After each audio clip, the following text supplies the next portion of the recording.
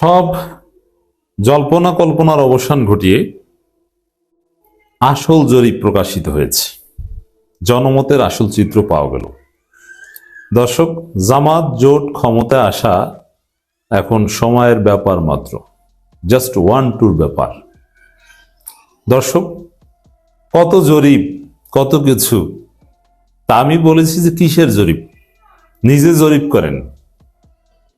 কিন্তু তারপর নিজের জরিপ আর জাতীয় কোনো প্রভাবশালী প্রতিষ্ঠানের জরিপের মধ্যে পার্থক্য রয়েছে। প্রাতিষ্ঠানিক জরিপ, সেটা আনুষ্ঠানিকভাবে প্রকাশ করবে, গণমাধ্যমে আসবে, তার একটা প্রভাব ডেফিনেটলি রয়েছে। এখন অনেক ভুইফোর জরিপকারী সংস্থা আছে, যে বিএনপির ভোট নাকি 70%, জামাতের 19% না কত, এরকম উদ্ভট কথা বলতেও আমরা শুনেছি। কিন্তু না, ন্যারেটিভের প্রাক নির্বাচনী জনমত জরিপ প্রকাশিত হয়েছে। এই জরিপের যে ফলাফল, হিসাব নিকাশ ক্লিয়ার, জল্পনা কল্পনার অবসান, এবং ন্যারেটিভের জরিপের সময় তাদের মেথোডোলজি, জরিপ বা এই ধরনের গবেষণায় মেথোডোলজি ইজ ভেরি ইম্পর্টেন্ট। রেজাল্টের চাইতে মেথোডোলজির ইম্পর্টেন্স বেশি।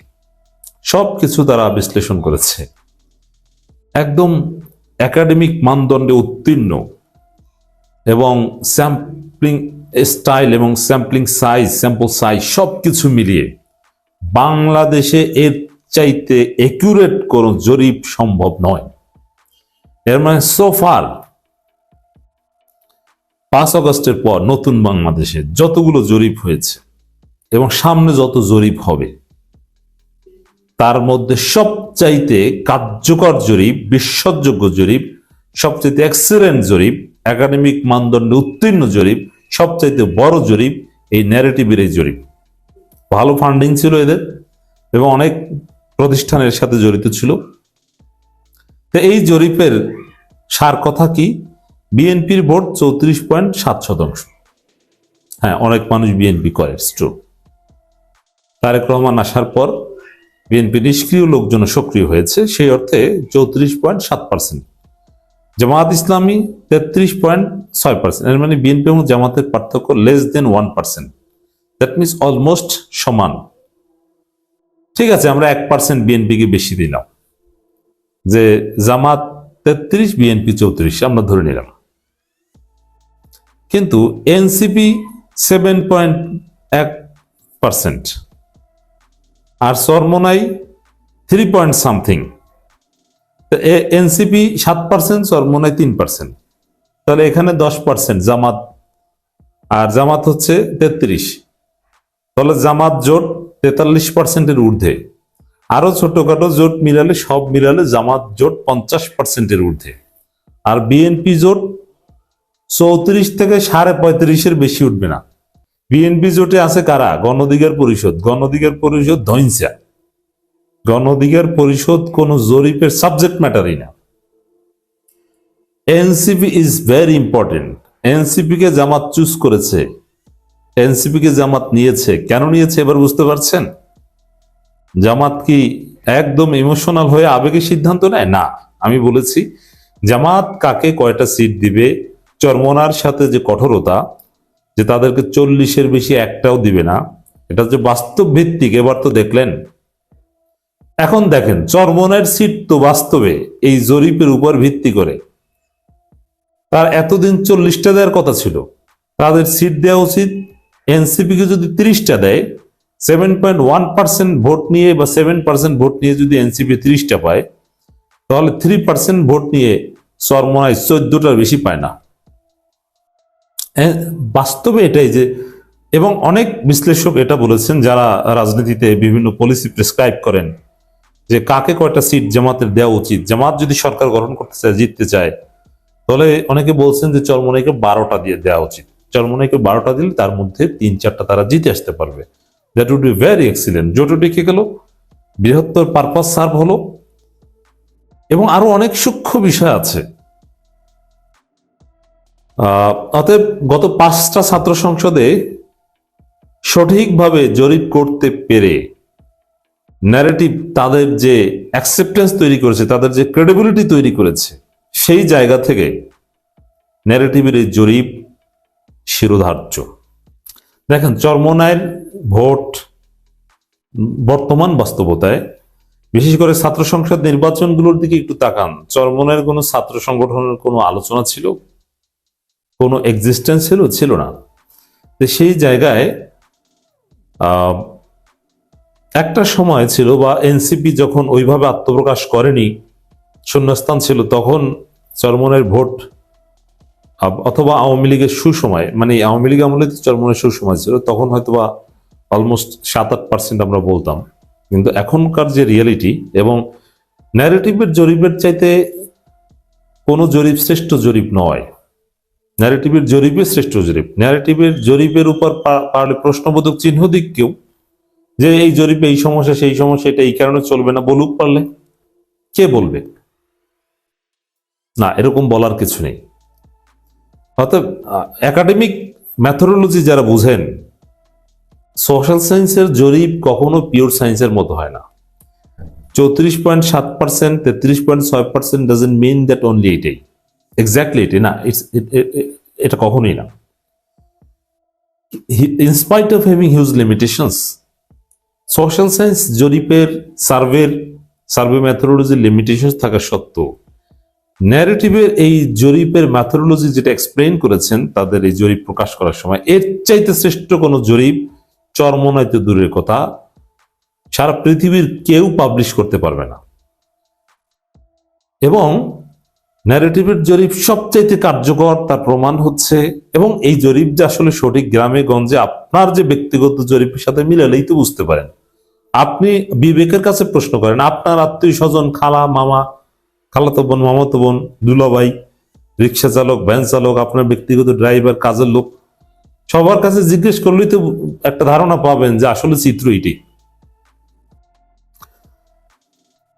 তার চাইতে বড় বিষয় হচ্ছে যে এনসিপির জরিপ যে বিশ্বাসযোগ্য, গত 5টা ছাত্র সংসদ নির্বাচনে, মানে এই ন্যারেটিভের জরিপ, ন্যারেটিভ যেভাবে প্রেডিকশন করেছে ওইভাবেই হয়েছে। বরং প্রথম আলো, হাবি জাবি, এইসব টিস্যু পেপার টেপার, এইসব ধৈnsা ভুইভোর বিভিন্ন জরিপকারী প্রতিষ্ঠান জরিপ করেছে যে ডাকসুতে আবিদের ভোট 46%, আর সাদিক কায়েমের ভোট 12% না কত জানো। কিন্তু বাস্তবে কি আপনারা তো দেখেছেন। কিন্তু এই ন্যারেটিভ যেভাবে বলেছিল সেইভাবেই হয়েছে। তাহলে কি বোঝা গেল?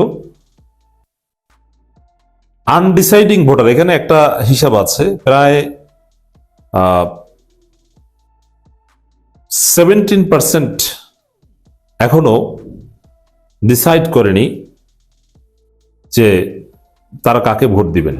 তার মধ্যে বেশিরভাগ ভোট এনসিপি, অথবা দেখেন যারা আনডিসাইডেড, এখানে এই জরিপে উঠে এসেছে শিক্ষিত, তরুণ, বিপ্লবী, উদীয়মান, এই ধরনের লোকজন জামাত এনসিপির প্রতি ঝোঁক, আর শ্রমিক বা ব্যবসায়ী এদের ঝোঁক বিএনপির প্রতি। আচ্ছা, সাধারণ মানুষ কার মাধ্যমে প্রভাবিত হয়? এই শিক্ষিত তরুণ, এদের মাধ্যমেই তো প্রভাবিত হয়। তাহলে যারা আনডিসাইডিং, আমি 15% ধরলাম, যারা এখনো সিদ্ধান্ত নেই, ওই 15%-এর 14% লোক ভোট দিবে জামাত এনসিপিকে।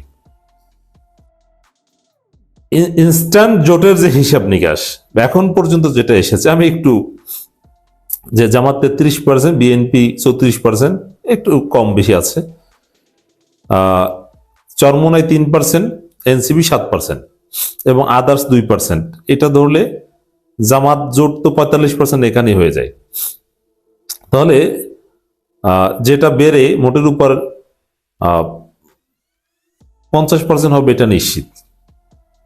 তো এ থেকে স্পষ্ট বোঝা যায় যে আগামী নির্বাচনে বিএনপির চাইতে কমপক্ষে 15% ভোট নিয়ে জামাত জোট ক্ষমতায় আসবে, এবং সেটা আসা 1-2 ব্যাপার। সত্য কথা, রাজনীতিতে তো সত্য কথা চলে না। রাজনীতিতে হবে মিথ্যাচারিতা, ভণ্ডামি, দেশদ্রোহিতা, খুন, ধর্ষণ, এগুলো হবে রাজনীতির আদর্শ। সুবিচার, এগুলো এগুলো রাজনীতির মধ্যে থাকতে পারবে না।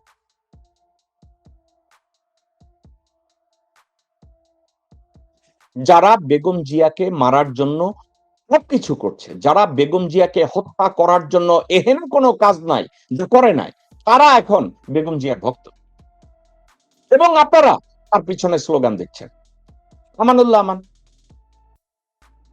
আপনারা দেখছেন কবরের পাশে গিয়ে এই লোকটা ভান্ডামি করছে, অথচ আমান ভাই জিন্দাবাদ।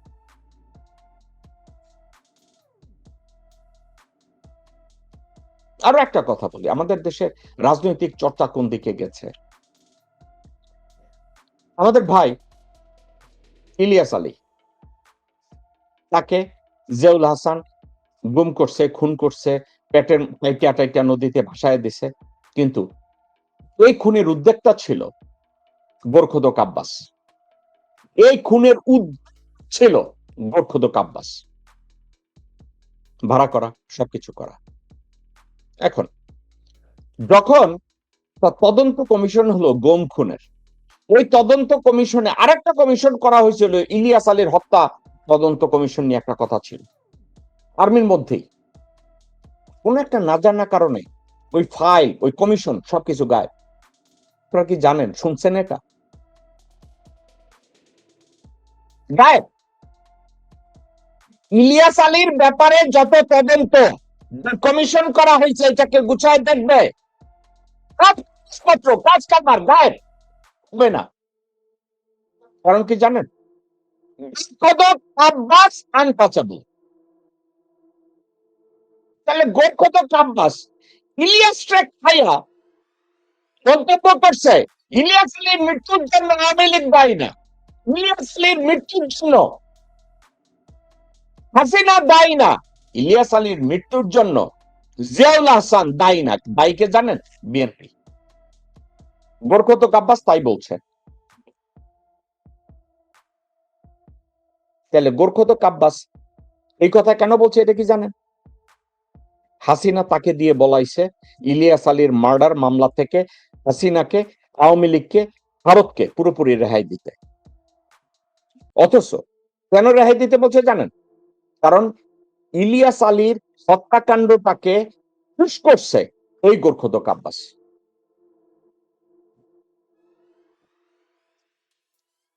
এই ইলিয়াস আলী হত্যাকাণ্ডের পরে যেহেতু এটা নিয়ে কোনো কিছু হয় নাই এবং হবেও না, এই গোরখোদক আব্বাস ফোকাস দিল প্রতিদ্বন্দ্বী, তখন যে আমার ভাই শরীফ ওসমান হাদি আসছে, তাকেও ফালায় দাও। কে সহায়তা করছে? ডিজিএফআই। এটার সাথে কি ওয়াকারের ইনভলভমেন্ট আছে? 110%। এটার সাথে কি আসিফ নজরুল এগুলো জানে? 110%। কান খুলে শুনে রাখেন, ইলিয়াস আলী হত্যা, আমার ভাই শরীফ ওসমান হাদি হত্যা সহ কত হত্যা এই আব্বাসের দ্বারা হয়েছে, আব্বাসের নির্দেশে হয়েছে, আব্বাসের ফান্ডিং এ হয়েছে। এগুলো আসবে না যদি বাংলাদেশে সুশাসন কায়েম না হয়, বাংলাদেশে যদি সত্যিকারের গণতন্ত্র প্রতিষ্ঠা না হয়। এসব বিচার কখনই এসব হত্যাকাণ্ডের বিচার কখনই হবে না। যেমন বিডিআর হত্যাকাণ্ডের বিচার হবে না, যেমন শাপলা চত্বর হত্যাকাণ্ডের বিচার হবে না, যেমন মেজর সিনহা হত্যাকাণ্ডেরও যে ফাঁসির রায় হয়েছে এটা কার্যকর হবে না, হবে না। কারণ বাংলাদেশে অনৈতিকভাবে যারা শাসন করছে, তাদের শাসন পদ্ধতি একটা, জোর যার মুল্লুক তার, জনগণ চেটের বাল।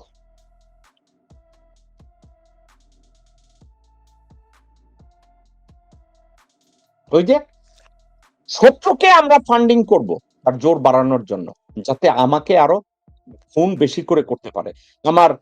আজকে আমার সন্তানকে খুন করছে, কালকে আমার স্ত্রীকে খুন করবে, আমি বেঁচে থাকলেই চলবে।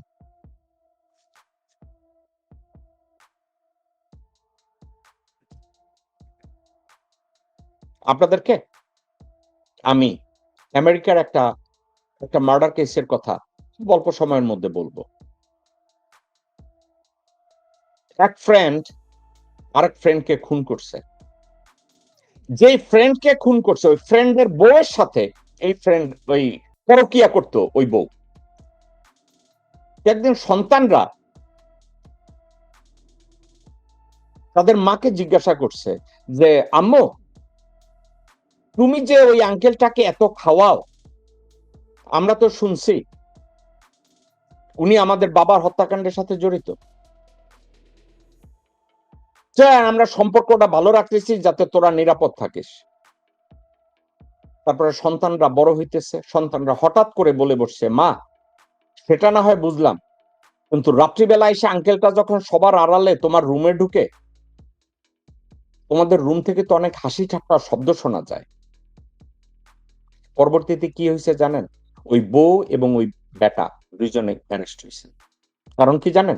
সন্তানরা সচেতন ছিল। আর আমরা বাংলাদেশিরা আমাদের চোখের সামনে বাবা মাকে খুন হতে দেখি, ধর্ষণ হতে দেখি, অনৈতিক কাজ করতে দেখি, আর আমরা সন্তানরা না বোঝার ভান করি।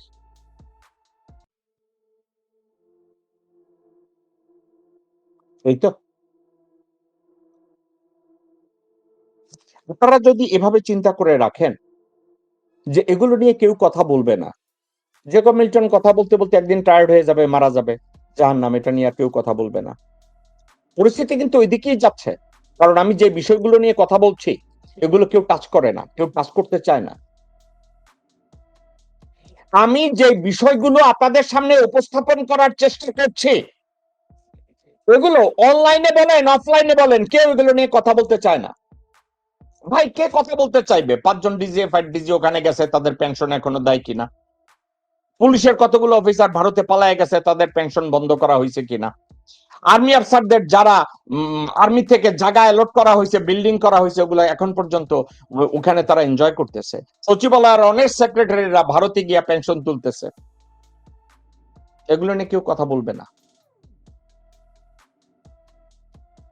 আমি জীবনে ওই উপদেষ্টাদের মধ্যে রেজওয়ানা নামে একটা সিনাল টাইপ এক বেডি আছে। সে কবে যেন বলছে কি যেন সরকারকে ছোট করে, অপদস্থ করে আমরা ছোট এমন কোন কথা বললে সিদ্ধান্ত নেওয়ার অধিকার আমাদের আছে।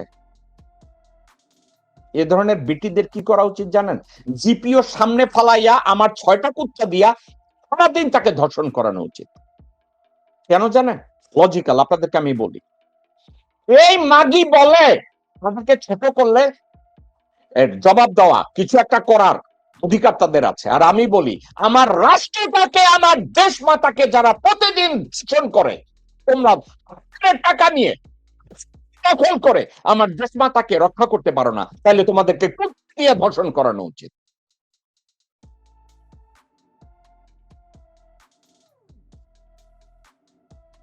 যারা কখনোই আমার দেশকে রক্ষা করবে না, যারা কখনোই আমার দেশের জনগণকে সাহায্য করবে না, এবং যারা আমার দেশের যত অপরাধীরা বাংলাদেশে অপরাধ করার পরে ভারতে পালিয়ে যাবে, তারপরে সেখানে ইলিশ গিফট হিসাবে পাঠাবে, মাগি তোরে আমি নিকুচি করি তোর ইজ্জতের।